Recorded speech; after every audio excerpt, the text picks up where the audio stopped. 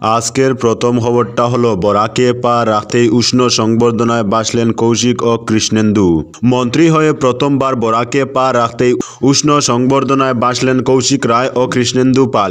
বৃহস্পতিবার সাত সকালে কুম্ভীরগ্রাম বিমানবন্দরে পৌঁছলে দলীয় কর্মকর্তারা দুজনকে অভিনন্দন ও শুভেচ্ছা জানিয়েছেন। সেখানে সাংবাদিকদের মুখোমুখি হয়ে দুই নবাগত মন্ত্রী বলেন, বরাকের উন্নয়নই তাদের লক্ষ্য।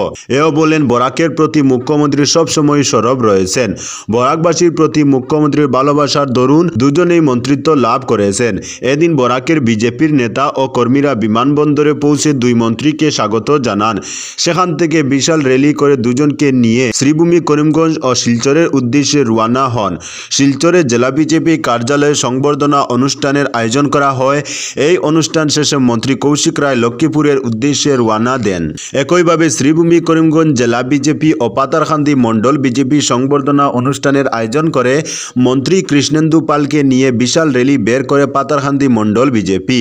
আজকের পরবর্তী খবরটি হলো রাঙ্গিরহারিতে দুই মন্ত্রী কৌশিক ও কৃষ্ণেন্দুকে উষ্ণ সংবর্ধনায় মণ্ডল বিজেপির। দুই মন্ত্রী কৌশিক রায় ও কৃষ্ণেন্দু পালকে রাঙ্গিরহারিতে আনুষ্ঠানিকভাবে সংবর্ধনা জানালো বিজেপির নিউ শিলচর মণ্ডল কমিটি। বৃহস্পতিবার রাঙ্গিরহারি পয়েন্ট সংলগ্ন এলাকায় এক অস্থায়ী মঞ্চে সংবর্ধনা অনুষ্ঠানের আয়োজন করে মণ্ডল বিজেপি। সংবর্ধনা অনুষ্ঠানে দলীয় কর্মী ও সমর্থকদের ভিড় ছিল লক্ষণীয়। অনুষ্ঠানে মন্ত্রী কৌশিক রায় বক্তব্যে বলেন, বিজেপি দলের একজন একনিষ্ঠ কর্মী হিসেবে সবার পরিচিত। বিগত দিনে দল তার কাজের বিনিময়ে বিধায়ককে টিকিট প্রদান করেছিলেন এবং তিনি লক্ষ্মীপুরের বিধায়ক হন, সেটি একমাত্র দলের কৃতিত্ব। আজ তিনি যে মন্ত্রিসভায় স্থান পেয়েছেন সেটাও দলীয় সব কর্মকর্তা সহ জনগণের আশীর্বাদ। আরও বলেন, যেহেতু তিনি বরাকের সন্তান তাই বরাকের উন্নয়নকে প্রথম গুরুত্ব দিবেন। অন্যদিকে মুখ্যমন্ত্রী ডক্টর হিমন্ত বিশ্ব শর্মার সরকার যে দ্রুতগতিতে বরাকের উন্নয়নের উপর বিশেষভাবে গুরুত্ব দিচ্ছে সেটার একমাত্র প্রমাণ হলো বরাকের দুই জেলা থেকে দুই বিধায়ক কৌশিক রায় ও কৃষ্ণেন্দু পালকে মন্ত্রিসভায় রাজ্যের গুরুত্বপূর্ণ বিভাগগুলোর মন্ত্রীর পদে নিযুক্ত দেওয়া।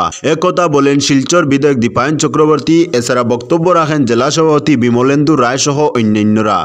আজকের পরবর্তী খবরটি হলো সর্বভারতীয় কুরআন পাঠ প্রতিযোগিতায় প্রথম কাটিগড়ার শিশু আরিফুজ্জামান। সর্বভারতীয় কুরআন পাঠ প্রতিযোগিতায় প্রথম স্থান দখল করল কাটিগড়ার এক শিশু।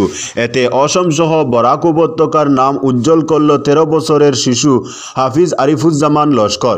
গত 8 ডিসেম্বর পশ্চিমবঙ্গের তাসিনুল কোরআন ফাউন্ডেশনের আয়োজিত কলকাতায় সর্বভারতীয় হিফজুল কোরআন প্রতিযোগিতায় দেশের বিভিন্ন রাজ্য থেকে প্রতিযোগীরা অংশ নেন। একইভাবে কাছাড়ের কাটিগড়া গণিরগ্রাম রহমানিয়া হাফিজিয়া মাদ্রাসার ছাত্র আরিফুজ্জামান লস্কর অংশ নেন। প্রতিযোগিতায় প্রথম স্থান দখল করতে সক্ষম হন। তার হাতে 50,000 টাকার চেকের রেপ্লিকা ও শংসাপত্র তুলে দেওয়া হয়। শালচাপড়া গাগরাপাড়ের বাসিন্দা জয়নাল আবদিন লস্করের পুত্র আরিফুজ্জামানের এই সাফল্যে আত্মীয় স্বজন অপরিচিত মহল সবাই খুশি। বিশেষ করে মাদ্রাসার শিক্ষক শামীম আহমেদ বরবুইয়া সহ মাদ্রাসা কর্তৃপক্ষ আনন্দিত। আরিফুজ্জামান 10 মাসে কোরআন কণ্ঠস্থ বা মুখস্থ করেন। বুধবার বাড়ি ফিরলে তাকে বদরপুর রেল স্টেশনে উষ্ণ অভিনন্দন জানিয়ে মাদ্রাসায় নিয়ে আসা হয়। সেখানে তাকে সংবর্ধনা জানানো হয়। আজকের পরবর্তী খবরটি হলো বড় সিদ্ধান্ত কেন্দ্রীয় মন্ত্রিসভায়। এবার এক দেশ এক নির্বাচন নীতি কার্যকর হবে সারা দেশে। এক দেশ এক নির্বাচন নীতিতে সিলমোহর দিল কেন্দ্রীয় মন্ত্রিসভা। চলতি শীতকালীন অধিবেশনে এই বিল আনা হতে পারে বলে সূত্রের খবর। বৃহস্পতিবারই কেন্দ্রীয় মন্ত্রিসভা এই বিল পেশ করে সবুজ সংকেত দিয়েছে। সরকারের পরিকল্পনা চলতি শীতকালীন অধিবেশনে এই বিল পেশ করা হবে। যদিও বিরোধীদের এই বিল নিয়ে তীব্র আপত্তি আছে। কংগ্রেস, তৃণমূল সহ ইন্ডিয়া জোটের অনেক শরিকেরই এই বিল নিয়ে আপত্তি রয়েছে। এই বিল পেশ করার আগে প্রাক্তন রাষ্ট্রপতি রামনাথ কোবিন্দের নেতৃত্বে একটি কমিটি গঠন করে কেন্দ্র। সেই কমিটি সকলের সঙ্গে কথা বলে একটি রিপোর্ট তৈরি করে। সেই রিপোর্টে এক দেশ এক নির্বাচন আইনের আয়তায় পুরো দেশে একই সঙ্গে লোকসভা নির্বাচন এবং প্রতিটি রাজ্যে বিধানসভা নির্বাচনের সুপারিশ করা হয়েছে। আর সেই নির্বাচনের 100 দিনের মধ্যে পৌরসভা এবং পঞ্চায়েতের ভোট করার কথা বলা হয়েছে। তবে এই রিপোর্টকে সামনে রেখে এক দেশ এক নির্বাচন বিলে অনুমোদন দিয়েছে কেন্দ্রীয় মন্ত্রিসভা। তখনই বোঝা গিয়েছিল এই বিল নিয়ে সরকার এগোতে চাইছে। আজকের পরবর্তী খবরটি হলো সংবর্ধনা জুয়ারে বাসলেন মন্ত্রী কৃষ্ণেন্দু পাল। মন্ত্রী হিসেবে পাতারকান্দির মাটিতে পা রাখতে সংবর্ধনা জুয়ারে বাসলেন মন্ত্রী কৃষ্ণেন্দু পাল। বৃহস্পতিবার নিজ নির্বাচনীয় কেন্দ্রে তাকে রাজকীয়ভাবে বরণ করলেন দলের অজস্র কর্মীসহ সাধারণ জনগণ।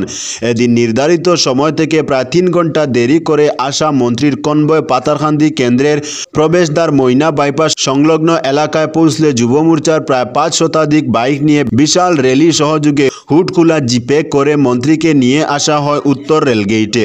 সেখানে হাজার হাজার জনগণ কৃষ্ণেন্দু পালকে সঙ্গ ও উলুধ্বনি সহ মালা ও ফুলের তুরা দিয়ে স্বাগত জানান। এমনকি জাতীয় সড়কের দুপাশে চলে বিভিন্ন ভাষাগোষ্ঠীর নৃত্য। এরই মধ্য দিয়ে ধীরে ধীরে মন্ত্রীর কনভয় সহ হুডখোলা গাড়ি উত্তর রেলগেট থেকে পাতারকান্দি থেকে যাওয়ার পথে স্থানে স্থানে মন্ত্রীকে ফুলের মালা, উত্তরীয় গামছা পরিয়ে বরণ করে অগণিত পুরুষ মহিলা সহ যুবক যুবতীরা। আজকের পরবর্তী খবরটি হলো হাত পা বেঁধে ফ্লাইওভারের উপর থেকে ফেলে দেওয়া হলো আটক 6। গুয়াহাটি মহানগরে ফের অমানবিক ঘটনা ঘটেছে। চুরির অভিযোগে এক যুবককে বেঁধে চানমারি ফ্লাইওভারের উপর থেকে ফেলে দিয়েছে নির্মাণ প্রতিষ্ঠানের এক কর্মচারী। গুরুতর আহত অবস্থায় তাকে উদ্ধার করে গুয়াহাটি মেডিকেল কলেজ ও হাসপাতালে ভর্তি করা হয়। যুবকটি হলো ভাস্কর নগরের রকিবুল আলী। রড চুরির অভিযোগ ছিল তার বিরুদ্ধে। এই অপরাধের জন্য তাকে অনুপম নির্মাণ প্রাইভেট লিমিটেড নামে একটি নির্মাণ সংস্থার এক কর্মচারী তার হাত পা বেঁধে চানমারি ফ্লাইওভার থেকে ফেলে দেয়।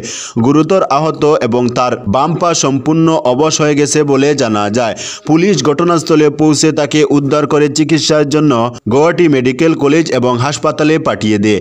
পাশাপাশি অনুপম নির্মাণ প্রাইভেট লিমিটেড নামের নির্মাণ কোম্পানির ম্যানেজার এবং 5 জন কর্মচারীকে আটক করা হয়েছে। আজকের পরবর্তী খবরটি হলো 57 ঘন্টার চেষ্টা ব্যর্থ। 150 ফুট গভীর কুয়োয় পড়া আরিয়ানকে বাঁচানো গেল না। 57 ঘন্টার চেষ্টা ব্যর্থ। কুয়োয় পড়ে মৃত্যু হলো 5 বছরের শিশুর। ঘটনাটি ঘটেছে রাজস্থানের দোসা জেলায়। সূত্রের খবর, কালীখাত গ্রামের 5 বছরের শিশু আরিয়ান মাঠে খেলছিল। সোমবার দুপুর তখন 3টে। খেলতে খেলতে আচমকাই 150 ফুট গভীর কুয়োয় পড়ে যায় আরিয়ান। প্রায় 1 ঘন্টা পর শুরু হয় উদ্ধার কাজ। উদ্ধারকারী দল প্রথমে ড্রিলিং মেশিনের সাহায্যে কুয়োর পাশে সমান্তরাল একটি গর্ত খুঁড়তে শুরু করে। সিসিটিভি ক্যামেরার সাহায্যে শিশুটির অবস্থান বোঝার পাশাপাশি পাইপের সাহায্যে অক্সিজেন সরবরাহ করা হচ্ছিল কুয়োর ভিতর। জাতীয় বিপর্যয় মোকাবেলা বাহিনীর সদস্য জানিয়েছেন, কুয়ো থেকে শিশুটিকে উদ্ধার করতে একাধিক প্রতিবন্ধকতা ছিল, তবুও তারা চেষ্টা চালিয়ে গেছেন। শিশুটির অবস্থান বোঝার জন্য ক্রমাগত সিসিটিভির সাহায্য নেওয়া হয়েছে, কিন্তু একটা সময়ে বাচ্চাটিকে আর দেখা যাচ্ছিল না।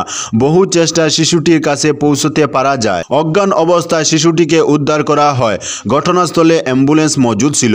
উদ্ধারের পর গ্রিন করিডোর করে শিশুটিকে হাসপাতালে নিয়ে যাওয়া হয়, কিন্তু চিকিৎসকরা শিশুটিকে মৃত ঘোষণা করেন। প্রায় 57 ঘন্টার চেষ্টা বিফল যায়।